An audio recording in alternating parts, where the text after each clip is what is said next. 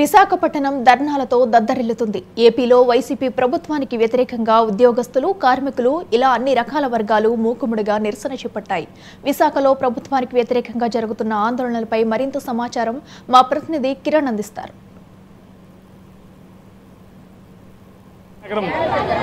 ధర్నా చౌక్ ధర్నాలతోటి దద్దరిల్లిపోతుంది. అన్ని వర్గాల ప్రజలు కూడాను ప్రభుత్వానికి వ్యతిరేకంగా నిరసన గళం వినిపిస్తున్నారు. ఇప్పటికే 20 రోజులుగా అంగన్వాడీలు ఆందోళన బాటపడితే మరోవైపు మురికివాడల సంక్షేమ సంఘం నాయకులు, కార్యకర్తలు, మరోవైపు ఏఐటియుసి, సిఐటియు, ఐఎఫ్టియు, మరోవైపు పిఓడబ్ల్యూ వీళ్ళందరూ కూడా పెద్ద ఎత్తున తమ ఆందోళన వ్యక్తం చేస్తున్న పరిస్థితి కనిపిస్తుంది. దీనికి సంబంధించి మహిళలు మనతో ఉన్నారు.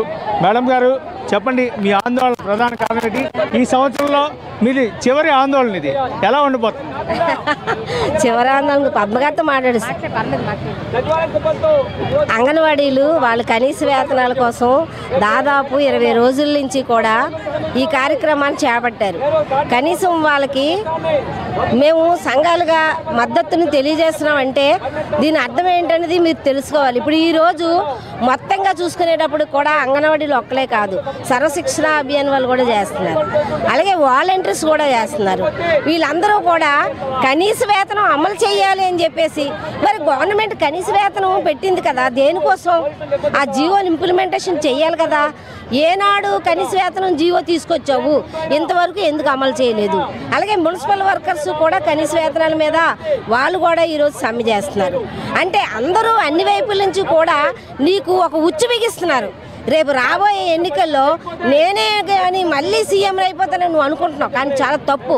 ఈరోజు రాష్ట్రంలో ఉన్న ప్రజల్ని, ప్రజా సంఘాలు నాయకుల్ని, ప్రజా సంఘాల్ని నువ్వు కిందకి కించపరుస్తున్నావు, అంతే కదా అర్థం. ఈరోజు రోడ్ల మీదకి వచ్చి ఉద్యమాలు, పోరాటాలు చేస్తున్నారంటే ఈవేళ నువ్వు పట్టించుకోవట్లేదు, కార్మికులు పట్టించుకోవట్లేదు, ప్రజలను పట్టించుకోవట్లేదు.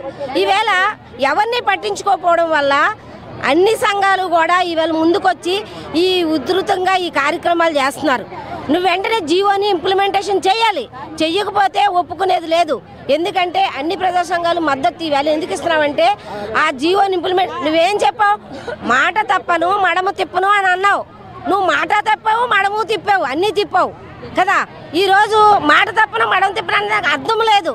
అలాంటి సీఎంవి మళ్ళీ రాబోయే కాలంలోని ప్రజలు సరైన గుణపాఠం నేర్పుతాడు. ఖచ్చితంగా కూడా నువ్వు ఈ గుణపాఠాన్ని స్వీకరించవలసి ఉంటుంది. గతంలో చంద్రబాబు నాయుడు కూడా ఇదే చేశారు. మళ్ళీ ఆయన నేను మార్చుకున్నాను, నేను మళ్ళీ ప్రజల మీదకి వస్తానని ఏదో చెప్తున్నారు. కానీ ఏదైతే ప్రజలకు చెప్పావో ఆ వాగ్దానాలు నిలబెట్టుకోకపోతే మాత్రం మూల్యం చెల్లించుకోవాల్సి వస్తుందని చెప్పి తెలియజేస్తున్నాం. మేడం గారు, మీరు చెప్పే ఆందోళన నేపథ్యంలో ప్రభుత్వం కానీ ఒకవేళ జీవో రిలీజ్ చేసి 2024 ఎన్నికల అనంతరం ఇంప్లిమెంట్ చేస్తారంటే ఏం చేస్తారు?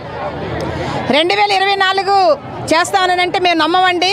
5 సంవత్సరాలు మేము అవకాశం ఇచ్చాం. 2019లో వాళ్ళు వాగ్దానం చేశారు. మరి 5 సంవత్సరాలు నిజంగా చిత్తశుద్ధి ఉంటే ఎందుకు అమలు చేయలేదని చెప్పేసి ఈరోజు మేము అడుగుతా ఉన్నాం. ఈరోజు రాష్ట్రంలో సమ్మె సైరన్ అనేది అన్ని రంగాల కార్మికులు సమ్మె సైరన్ అనేది మోగించారు. ఈరోజు ఈ ప్రభుత్వానికి చర్మగీతం పాడతారని చెప్పేసి కూడా తెలియజేస్తూ ఉన్నాం.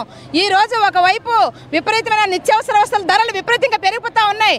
అంగన్వాడీ వర్కర్స్ ఈరోజు లేకపోతే భారతదేశంలో 111వ స్థానానికి, ఆకలి సూచికల 111వ స్థానానికి దిగజారింది అని అంటే ఈరోజు అంగన్వాడీ కార్మికులు కనుక లేకపోతే ఇంకా మన పరిస్థితి ఇంకా దారుణంగా తయారయ్యి ఉండేదని చెప్పేసి తెలియజేస్తూ ఉన్నాం. ఈరోజు అంగన్వాడీ సెంటర్ల ద్వారా పేదరికం తగ్గింది అంటే దానికి కారణం అంగన్వాడీ సెంటర్లు. అసలు శిశు మరణాలు తగ్గాయనంటే అంగన్వాడీ కార్మికులు. నిజంగా పౌష్టికాహారం బాలింతలకి, చూలింతలకి పౌష్టికాహారం అందిస్తున్నారని అంటే దాంట్లో కీలకమైన పాత్ర పోషిస్తున్నారు అంగన్వాడీ కార్మికులు. అంగన్వాడీ కార్మికులు కనుక ఈ సమాజంలో కనుక లేకపోతే ఇంకా పరిస్థితి దారుణంగా ఉండేది. అలాంటి వాళ్ళకి కనీస వేతనం ఇవ్వాలి అని చెప్పేసి అనేది న్యాయమైన డిమాండ్. ప్రభుత్వం ఆల్రెడీ 11 డిమాండ్లు ఉన్నాయి, వాటిలో 10 ఇంప్లిమెంట్ చేస్తాము. ఆ ఒకటి శాలరీస్ అనేది ప్రస్తుతానికి ఎన్నికలు రాబోతున్నాయి, ప్రస్తుతం ఖజానా పరిస్థితి బాగాలేదు, అందువల్లే మేము జీతాలు పెంచలేని పరిస్థితి ఉందని చెప్పి బొత్స సత్యనారాయణ కావచ్చు, లేదా మిగతా మున్సిపల్ మంత్రి కావచ్చు, అందరూ చెప్తున్నారు. ఆ ఒక్క డిమాండే చాలా కీలకమైన డిమాండ్ అండి. ఈ రోజు ఆ ఒక్క డిమాండ్ కానీ పరిష్కారం చేయకపోతే నువ్వు 10 డిమాండ్లు నిరుపయోగం అవుతుందని చెప్పేసి కూడా తెలియజేస్తా ఉన్నాం. ఈరోజు పెరుగుతున్న ధరలకు అనుగుణంగా ఈరోజు కనీస వేతనం అమలు చేయాలని చెప్పేసి మేము ఈరోజు డిమాండ్ చేస్తూ ఉన్నాం.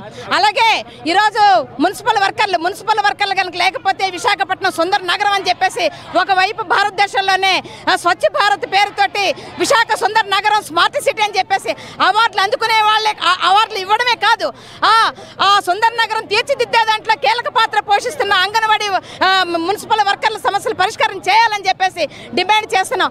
అలాగే విద్యలో ఈరోజు కీలక పాత్ర పోషిస్తున్నది సర్వశిక్ష అభియాన్, వాళ్ళ సమస్యలు పరిష్కారం చేయాలి. అంతే తప్ప నువ్వు 2024లో అమలు చేస్తావంటే కుదరదు, ఇప్పుడే అమలు చేయాలని చెప్పేసి అనేది కూడా ఈరోజు కార్మిక సంఘాలు ప్రజా సంఘాలుగా డిమాండ్ చేస్తా ఉన్నాం. మేడం గారు మీరు చెప్పండి, 2023 ఇయర్ ఎండింగ్ ఈ సంవత్సరానికి మీరు ఇదే చివరి ఆందోళన కావచ్చు బహుశా. సో రేపటి నుంచి అలాగే మీ కార్యాచరణ ఉండబోతుంది. ప్రభుత్వం కానీ మీ ఆందోళనకి దిగి రాకపోతే పరిస్థితి ఎలా ఉంటుంది? ఉద్యమాన్ని ఉధృతం చేయడమే పరిష్కారం అండి. ఎందుకంటే చాలా సహజమైన వాళ్ళు ఏమడుగుతున్నారు, ఇంప్లిమెంట్ చేయమంటున్నారు. కనీస వేతనం ఇంప్లిమెంట్ చేయమంటారు, ఆకలితో పని చేయమంటున్నారు. ఆకలితో ఎలా పని చేస్తారండి? సో మీ ఆందోళనకి ఫైనల్గా ఏం చెప్తారు మీరు? ఫైనల్ అంటే రేపు భవిష్యత్ కార్యాచరణ ఎలా ఉంటుంది? ఉద్యమాలు మరింత తీవ్రం చేస్తామండి. తీవ్రతరం చేసి ఖచ్చితంగా ఇంప్లిమెంట్ చేసుకునే విధంగానే అంగన్వాడీ ఉద్యమం పయనిస్తుందని చెప్తున్నాం. ఇది ప్రస్తుతం మనం చూసుకున్నట్లయితే ఏదైతే ఎంఎన్ఎస్ మరోవైపు చూసుకున్నట్లయితే సిఐటియు ఇంకో పక్క అంగన్వాడీ కార్యకర్తలు వీళ్ళందరూ కూడా పెద్ద ఎత్తున ఆందోళన సాగిస్తున్న నేపథ్యంలో 2023 ఈ రన్నింగ్ నేపథ్యంలో విశాఖపట్నం జీవీఎంసీ ఏదైతే ధర్నా చౌక్ ఉందో ఇది ధర్నాలతోటి దద్దరిల్లిపోతున్న పరిస్థితి మనం చూస్తూనే ఉన్నాం. ఖచ్చితంగా ప్రభుత్వం దిగి వచ్చి సమాన పనికి సమాన వేతనాన్ని కానీ ఇంప్లిమెంట్ చేయకపోతే ఖచ్చితంగా ఆందోళనను 2024 జనవరి 1 నుంచి కూడా మరింత ఉధృతం చేస్తామని చెప్పి మహిళా కార్మిక నాయకురాళ్ళందరూ కూడా స్పష్టం చేస్తున్నారు. కెమెరా